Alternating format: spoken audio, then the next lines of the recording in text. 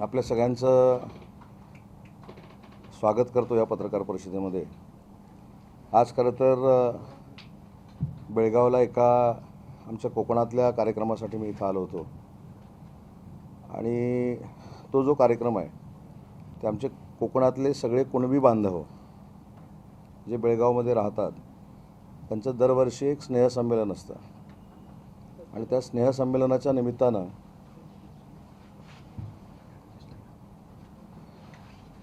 त्या कार्यक्रमाला मी उपस्थित आहे।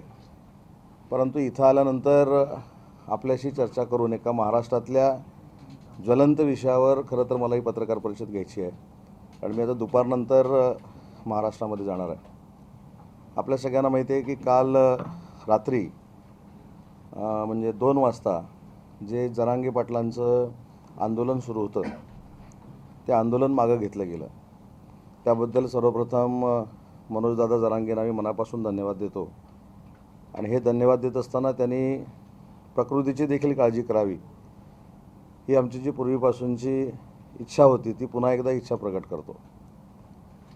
या सगळ्या आंदोलनाच्या पार्श्वभूमीवर शिवसेना म्हणून मराठा समाजाला न्याय मिळावा यासाठी शिवसेनेचे मुख्य नेते पक्षप्रमुख आदरणीय एकनाथ शिंदे साहेब ज्यावेळी राज्याचे मुख्यमंत्री होते त्यावेळी त्यांनी अनेक निर्णय घेतलेले आपल्या सगळ्यांना माहिती आहे। त्याच्यामध्ये मराठा समाजाला 10% आरक्षण असेल, मराठा समाजाच्या सारथीला उपलब्ध करून दिलेला निधी असेल, महामंडळासाठी उपलब्ध करून दिलेला निधी असेल, अशा पद्धतीचे अनेक निर्णय माननीय एकनाथ शिंदे साहेबांनी घेतले आणि त्याच्यानंतर विद्यमान मुख्यमंत्री देवेंद्रजी फडणवीस देखील या संदर्भामध्ये सकारात्मकरित्या पावलं उचलत आहेत आणि तसे निर्णय घेत आहेत। याचा मतितार्थ काय तर महायुतीचं सरकार हे मराठा समाजाबरोबर आहे आणि मराठा समाजाच्या मागण्यांवर कटिबद्ध आहे। मराठा समाजाच्या मागण्या पूर्ण करत असताना अन्य कुठच्याही समाजाच्या आरक्षणाला धक्का लागणार नाही ही देखील महायुती म्हणून आमची भूमिका आहे आणि विशेषतः शिवसेनेची देखील आमची ही भूमिका आहे। आणि हे करत असताना मी मनापासून महाराष्ट्रामध्ये नसल्यामुळे इथनं माननीय मनोज जरांगेंचं अभिनंदन करतो। त्यांनी जे आंदोलन केलं त्याच्यासाठी आमचे सहकारी विखे पाटील साहेब असतील, कारण मी देखील त्या समितीमध्ये आहे, मराठा समितीमध्ये आहे, आमचे प्रसाद लाड असतील, त्यांनी शासनाची भूमिका तिथे मांडली असेल आणि त्या शासनाच्या भूमिकेसोबत आम्ही देखील समितीतले सगळे मंत्री आहोत, शिवसेना म्हणून आम्ही सगळे आहोत। परंतु हे करत असताना पुन्हा एकदा मी सांगेन की ज्या पद्धतीचं काल त्यांनी उन्हामध्ये उपोषण केलं ते होऊ नये यासाठी महायुतीच्या सगळ्याच पक्षांनी प्रयत्न केला।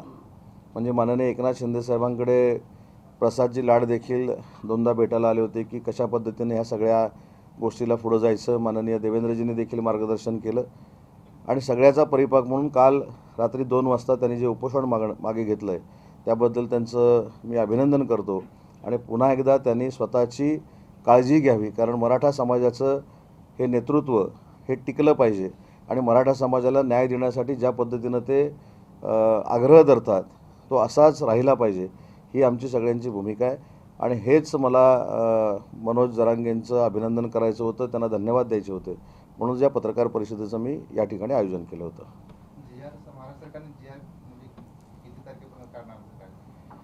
नाही तर ह्याच्यामध्ये रात्री 2 वाजता हा निर्णय झाल्यामुळं नक्की विखे पाटील साहेबांनी शासनाच्या वतीनं तिथं त्यांना काय सांगितलं ह्याची मला कल्पना नाही, कारण मी देखील त्या ठिकाणी जाणार होतो परंतु काही अडचणीमुळे मी तिथं जाऊ शकलो नाही। परंतु जे काही आश्वासन उपसमितीचे अध्यक्ष म्हणून विखे पाटील साहेबांनी त्या ठिकाणी दिलं असेल ते पूर्ण करण्याची जबाबदारी सगळ्यांचीच राहील।